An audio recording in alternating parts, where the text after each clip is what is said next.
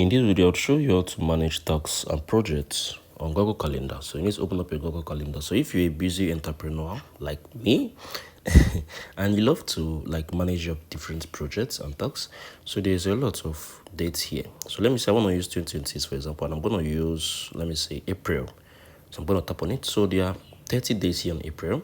So you need to just, you need to select any of the dates you want. So let me say I want to go with 1st April.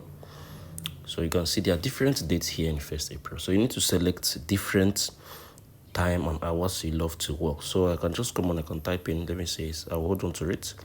7 a.m. I'll tap on wake up. I'll tap on add. 8 a.m. I'll hold on to it. Tap on birth and breakfast.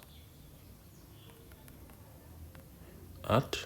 So I'll tap on 9 a.m. I'll tap on work. 10 a.m.